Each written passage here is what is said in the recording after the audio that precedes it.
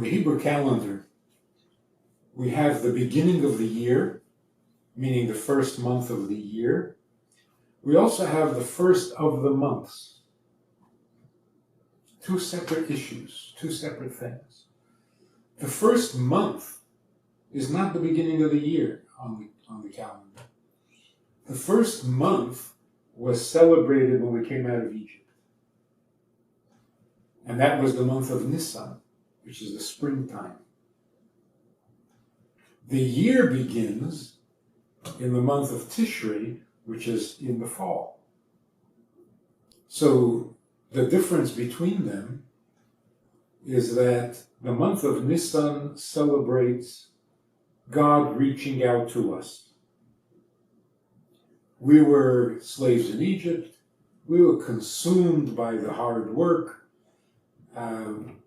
We weren't thinking godliness. We weren't thinking redemption. We weren't thinking freedom. In fact, even when Moshe came and said, it is time for us to reclaim our freedom, people couldn't hear it. So God initiated the whole thing, 10 plagues to take us out of Egypt, splitting of the sea to get us to Mount Sinai. It was all his doing, and we were following. And our response was very pleasing and very, should I say, even impressive to God. And he will always remember fondly the fact that we followed him into the desert without even asking, what are we going to eat? What are we going to drink? So our response was a proper one, but the initiative came from him. He started the relationship. As we say in the Haggadah on Pesach night, God himself came down to Egypt to take us out.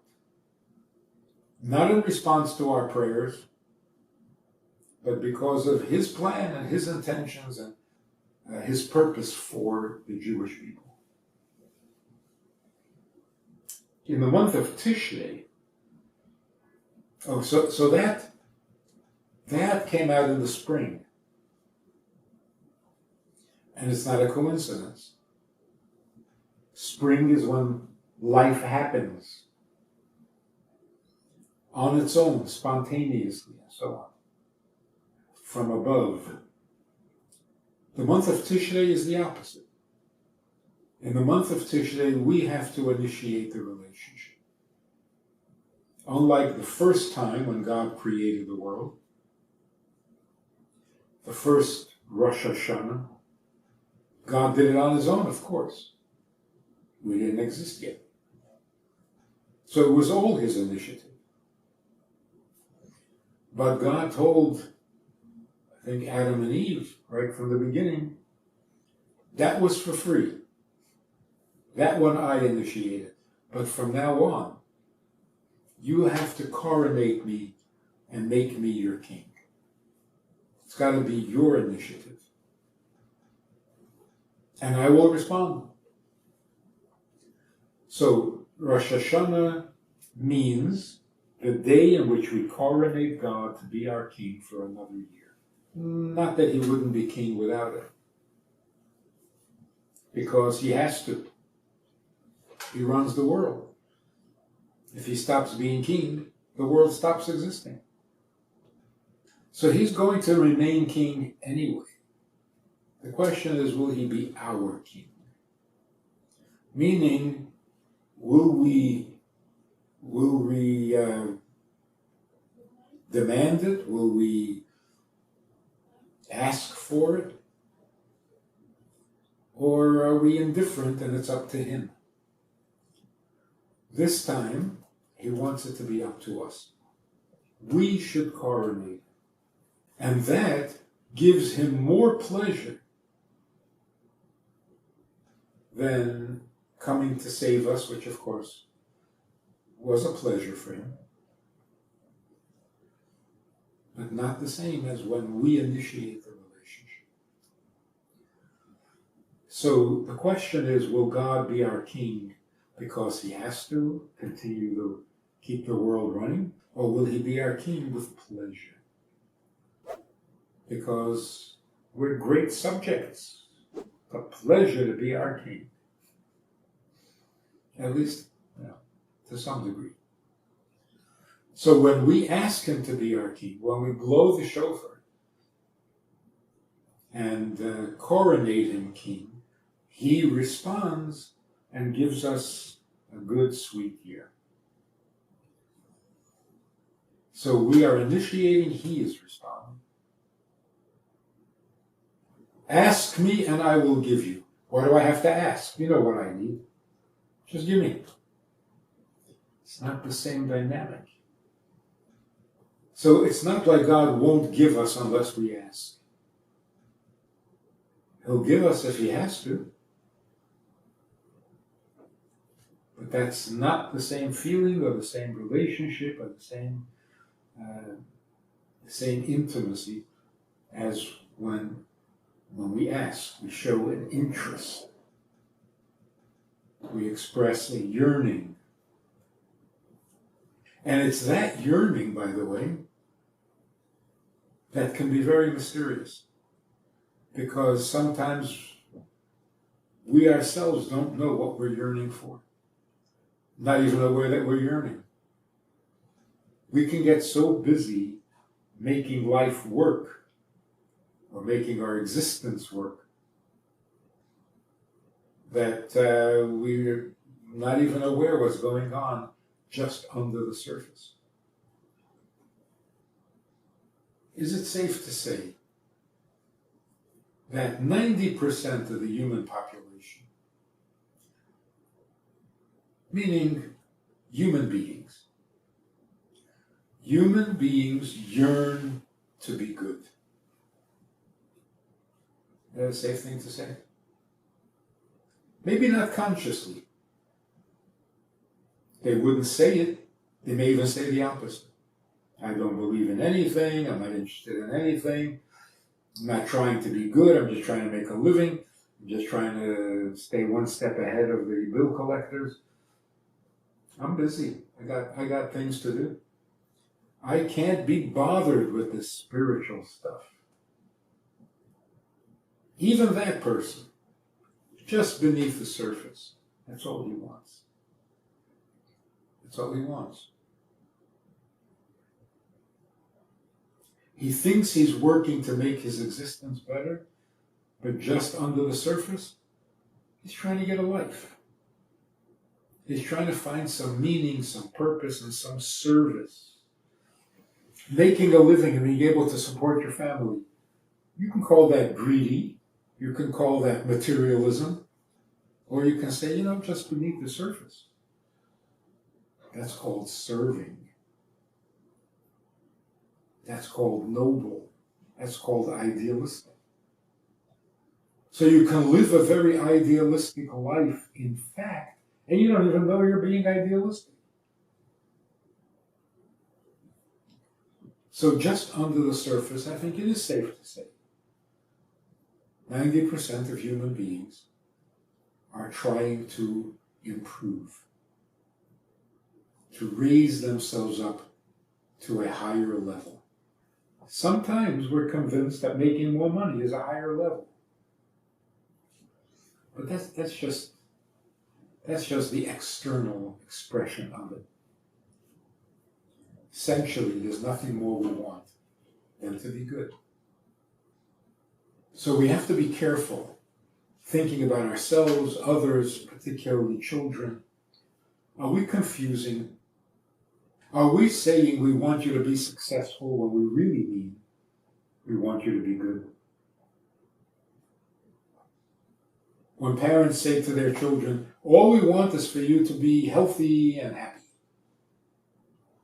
Are we lying? Are we telling the truth?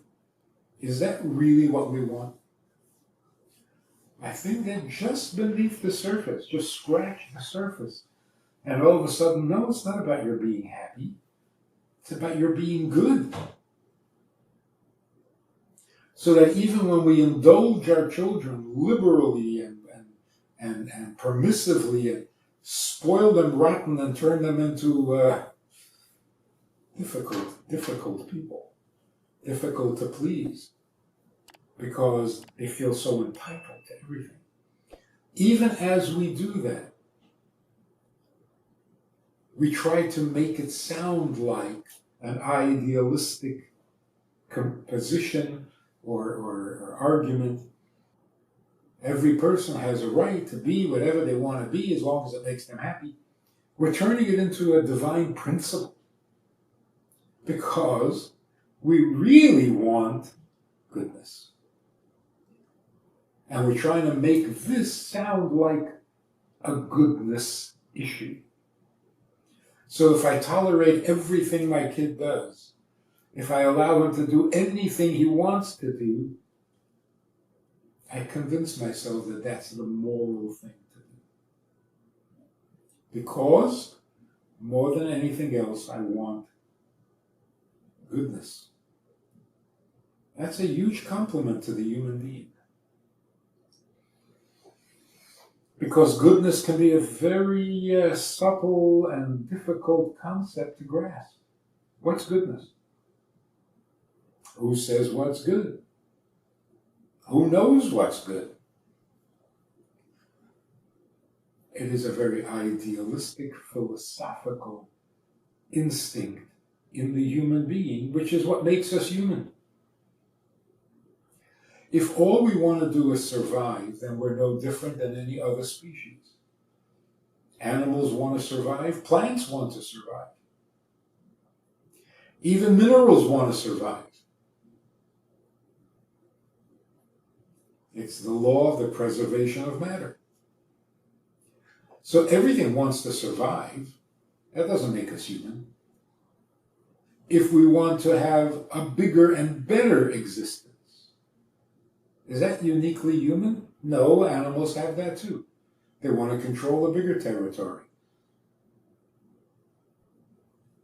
So what makes us human? What is unique to the human being? Unique to the human being is that we have this concept of right and wrong, good and bad, which actually says that sometimes you have to sacrifice a little of your existence in order to do the right thing, even though it doesn't benefit your existence. That's pretty noble. And it's not exchanging one benefit for another. Animals can do that too. That's a law of nature. You adapt to survive. But when a person is being good, very often there is no payoff. There is no benefit other than knowing that you did right. That's unique. So we have this terrible, deep-seated guilt complex because sometimes we mishandle this impulse and this sense of good and bad. And then it turns out to be just a discouraging, painful, guilt-ridden, miserable existence. And as a result of it, we would rather not be under the microscope, under the floodlights. We'd rather hide in the shadows. Don't look at me too closely because I'm not comfortable with what you're going to find. We are told that God not only looks at our behavior, but he even pays attention to our inner thoughts, to our intentions, to what motivates us. In other words, God looks to the inside. God looks to the heart. Is that an uncomfortable thought? Does that mean we're in trouble most of the time? Why is it that when your father calls you from another room, your first thought is, did I do anything wrong? I didn't do anything. Why is guilt our default position? Yes, we are guilty. Not all the time. Not even most of the time. Most of the time, we're good, we're productive, we do what we need to do, we do what we're supposed to do. Why is the guilt so dominant? It shouldn't be. But whatever the cause, it's wrong. Because when God looks to your heart, He's not looking at your misbehavior. It's not like there's a crime committed and God is the detective determined to discover who done it. He's not looking to identify the sinner. When God looks at our innards, He's looking for where we are connected to Him. That's what He's interested in. He wants to know whether you are there for Him. So He'll most often look right past the sin to see the person.